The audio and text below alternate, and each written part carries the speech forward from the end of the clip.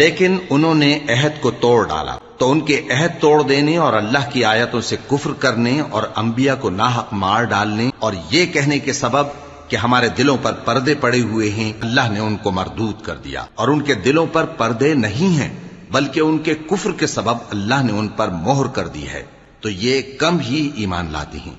और उनके कुफ्र के सबब और मरियम पर एक बुहतान अजीम बांधने के सबब और ये कहने के सबब कि हमने मरियम के बेटे ईसा मसीह को, जो अल्लाह के पैगंबर कहलाते थे, कत्ल कर दिया है। अल्लाह ने उनको मलून कर दिया, हालांकि उन्होंने ईसा को कत्ल नहीं किया और न उन्हें सूली पर चढ़ा पाए, लेकिन उन लोगों को उनकी सी सूरत मालूम हुई। और जो लोग उनके बारे में इख्तिलाफ करते हैं वो उनके हाल से शक में पड़े हुए हैं और गुमान पर चलने के सिवा उनको इसका मुतलक इल्म नहीं। और उन्होंने ईसा को यकीनन कत्ल नहीं किया, बल्कि अल्लाह ने उनको अपनी तरफ उठा लिया और अल्लाह गालिब है, हिकमत वाला है।